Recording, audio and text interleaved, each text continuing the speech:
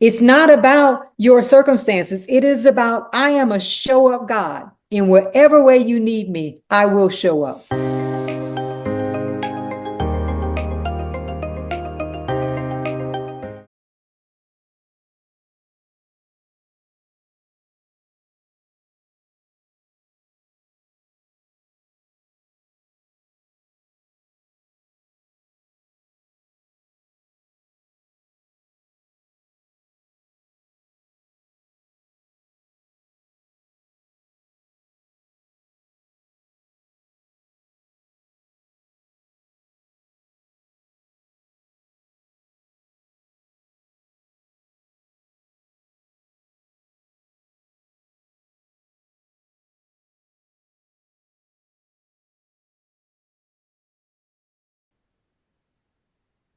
The wilderness is significant of a place that you do not want to go into.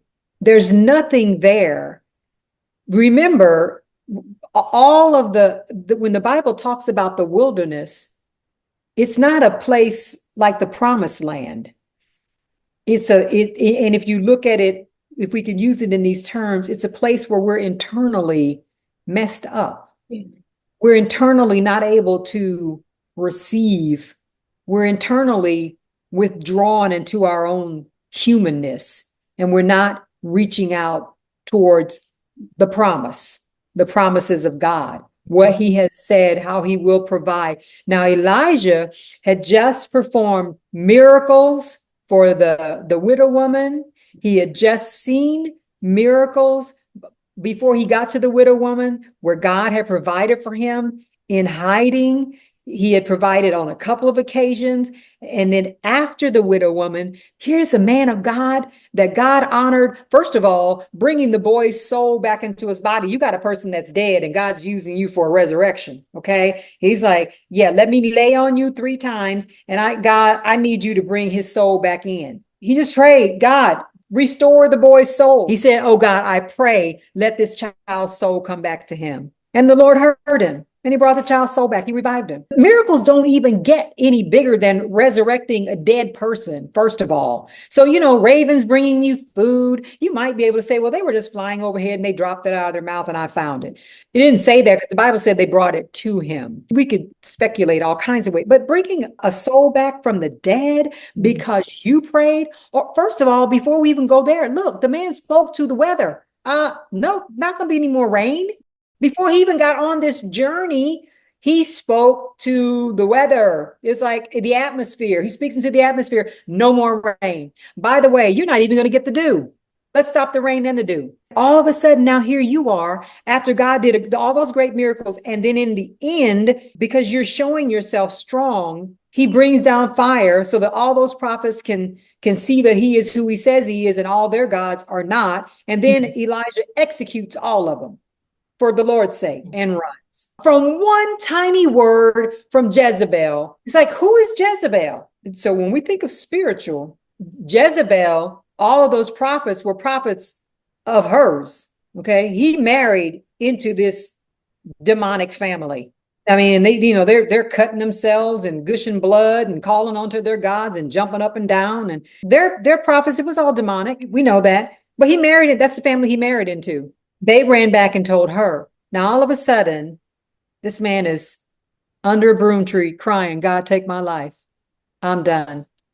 I don't want any more parts of this. And then, it said that the angels, they came to him and told him, you're tired. You're tired. Let's get you ready for the journey. We're going to feed you. They gave him a couple of meals, gave him something to drink. God knows when we get to that point, but keep this in mind. God does know when we get to that point, but you have to be careful what you ask for. He arose and he ate and drank and he went into the strength of that food for 40 days and 40 nights. And there he went into a cave. So, you're going into a cave now. You come out from under the tree. Now you're going into a cave. And the Lord came to him and he said, Elijah, what are you doing here?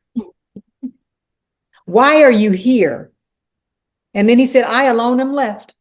I'm the only one. Now you would think that in saying, well, if he really believed that he was the only one in knowing what he just did, he could have just said, he could have had the frame of mind, I'm the only one left, but I'm still a powerful man of God and I can still do the work even though I'm the only one. He's like, I'm the only one. I'm by myself. There's no one else like me. And so, yeah, I'm done with this. Checking out. So, the Lord came to him again. And he said, what are you doing here? After he had showed himself, because he said, I'm not in the wind, I'm not in the earthquake, I want you to go out and to listen. And I think that was just significant of, all of this loudness out here, earthquake, the wind, things that you can hear, see. And then he spoke in a real still, small voice. He's like, you have to listen for me. Okay. I'm not coming like that. I'm coming in a different way. You're expecting me to come in the wind, or you're expecting me to come in an earthquake or thunder, lightning, whatever. That's not me. I'm not coming that way. I'm coming in a still, small voice. You have to listen for me, which we don't. We want to see him and everything else. Because you see an earthquake, oh, that's God. You see, the wind, oh, that's God. He's like, yeah. But do you know my voice? Do you know me? Do you know my voice? And so he said, you know what? No, he said, so listen, I want you to get up.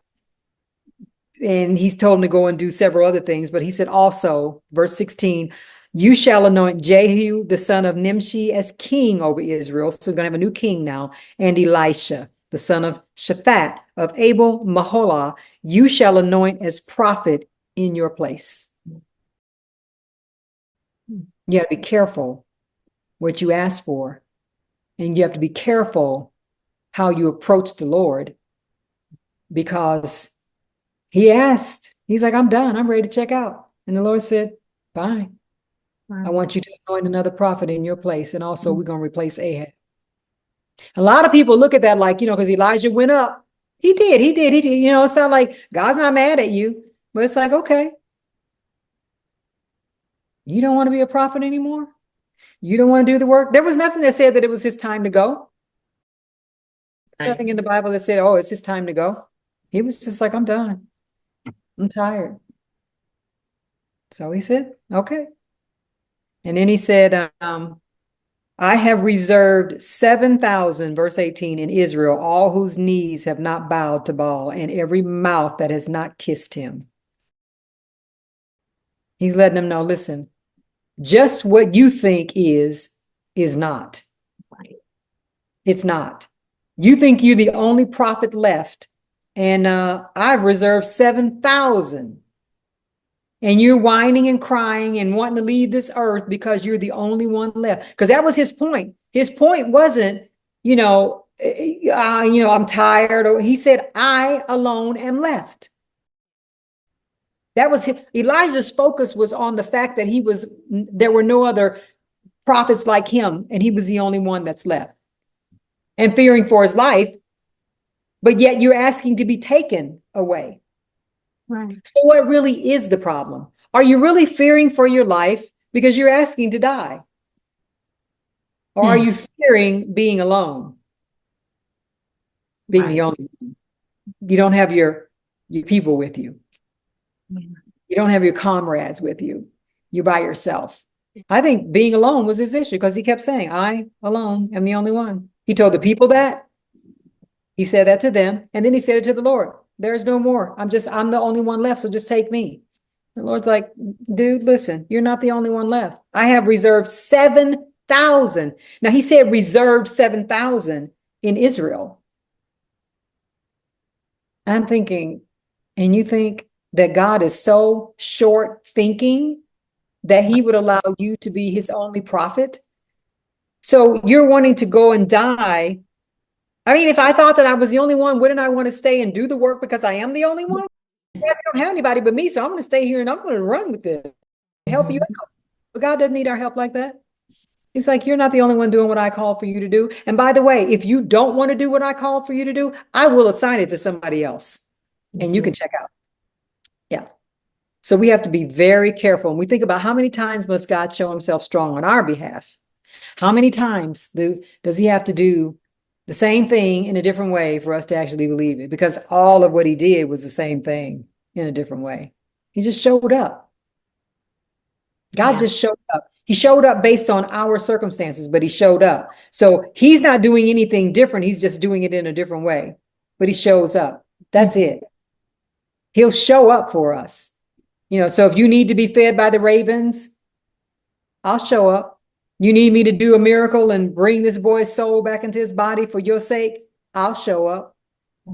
You need me to call down fire from heaven and to show these people that I truly am who I say I am? I'll show up. You need me to provide, food for 3 years because you don't have any and your oil and your flour is running out? I'll show up. You want to show this woman who I am? You want to do that? I'll show up. I'll show up in whatever circumstance you have. It's not about your circumstances. It is about, I am a show up God. In whatever way you need me, I will show up. If you would stop springing forward and falling backwards and running into the wilderness and allow me to show up. Because we do. We go forward, 2 steps, 1 step backwards, doing the 2-step, just, forward, backwards. And the Lord is like, stay the course as I'm elevating you, as I am showing you, you've seen what I've done. You know what I can do. Do you actually think that Jezebel is somebody I cannot contend with? After I just killed off all her prophets, do you really think I can't handle Jezebel? And of course, in the end, when you read the story, he did. She died. Dogs ate her, just like she prophesied. But God is like, how many times do I have to show up for you to believe I can show up? So I say again, all the great ones, all the great men and women of God. Here is Elijah. He is like top dog. I mean, he's really a powerful prophet. He did things that no one else has done. And yet he checked out.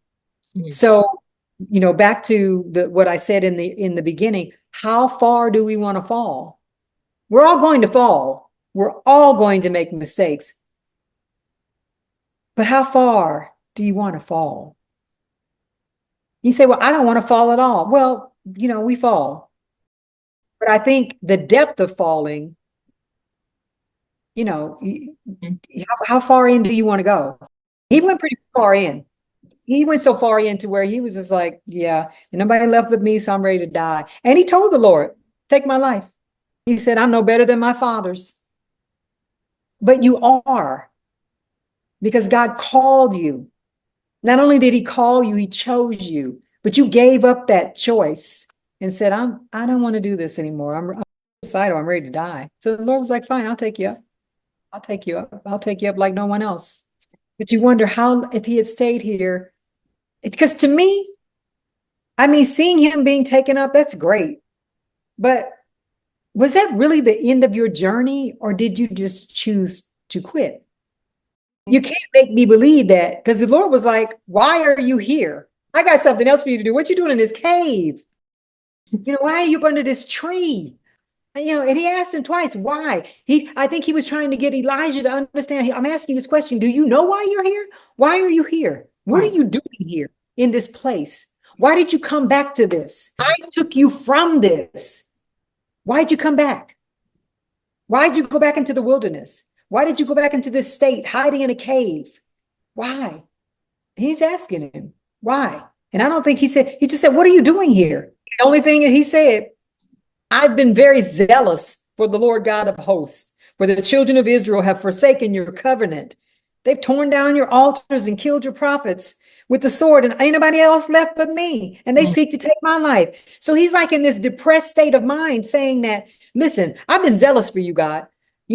I've been running this race and I've been out there, doing what I need to do. And the rest of these people out here, they're not doing what they're supposed to do. I've been trying to work them and get them to see you how you are, but ain't nobody else left but me. I'm out here by myself doing this work. It's like you were out here really by yourself doing the work in the very beginning, because the prophets that were working with you, they weren't all right either.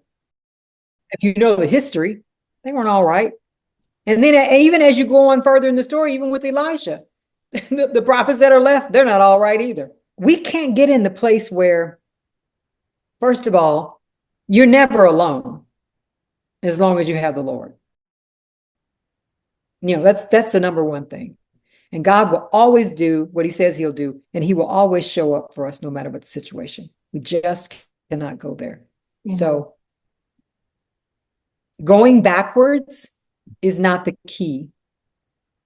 Going back to where God brought us from is not the answer. And I always say, if you don't know, then you wait until you do know. There's nothing wrong with that. God pulled Elijah into a special place where he had him in hiding, and he said, listen, can I show you how I can provide for you before I ask you to come out? Because he hadn't called them out yet. He was in hiding for quite a while. He was at the brook, and then when that supply ran out, he went to the widow, and he was there for what? God didn't call him out for 3 years, because he finally said, I'm going to send rain. He said, now I need you to get up now. You've been 3 years in here. It's time. Because he prophesied 3 years. And then when the Lord called him out, he said, okay, it's time now. I'm going to send rain. It's after the 3 years. I'm going to send rain. So sometimes he will call us in to prepare us to call us out. And I believe Elijah's preparation was, I need you to go in here, and I want you to see these things. I want you to experience what's going to take place with the widow, what's going to take place with her son. All these things came. Elijah didn't know these things were going to happen. So they were all a surprise to him. But God knew that they were going to take place. But it was to build Elijah up for the next assignment. So sometimes, God will call us into himself to build us up, to show us his provision, the way he operates, so that we can take note of that and build our faith, so that at the time that he calls us out, we're ready to be called out. But it's a place that God has us. And then when he calls us out, he expects for us to remember what he did in the time of hiding and all the miracles that we saw previously, so that when he does call us out, we don't have to turn tail and run. It's God. It is truly his nature to have us prepared. And it's all for our sake and for the sake of the kingdom. But if we can't get strengthened and operate in faith, he can't use us. He just can't use us. We will stay at the same level where we are. Right. We will never exceed that level, because as our faith grows, we get to move up. But if you don't have the faith to be able to do the things that we're called to do, and you'll just stay where you are, which is where he had Elijah. He was building up his faith. Because remember, Elijah just came on the scene. We don't know anything about Elijah prior to chapter 17, other than where he came from. He was a Tishbite, but didn't say a whole lot about him. It just started with Elijah. So I believe that God was saying, this is how I'm going to build you up and get you ready for what I am calling you to do. And he went out there and he started operating quickly, because within 3 years, this whole chapter 17 and 19, 18 and 19, it's just all about, and then he leaves the scene and Elijah comes on. So it's like 3 chapters of, and this time is extended. It just didn't happen overnight, of course, because it showed you 3 years he was in hiding.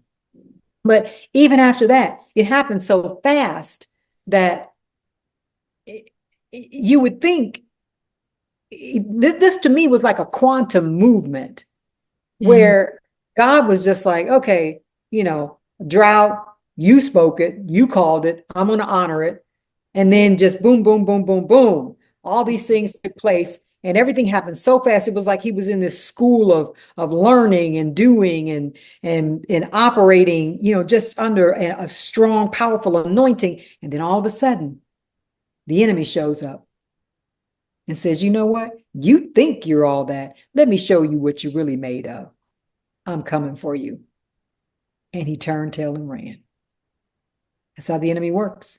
Right when we're in the middle of doing a great work, he comes to destroy, to get us to stop, to get us to pull back, to get us to not hope in God. And God's like, I'll still show up. By the way, that enemy is just like you. Nothing that I can't contend with. But we forget. We forget who he is. We forget that he showed up for us before. And I know that that's not pleasing to God. Mm. So to end this, here's the question I asked early. How many times must God show himself strong on our behalf for us to truly believe he is who he says and that he will do what he says he will do for us?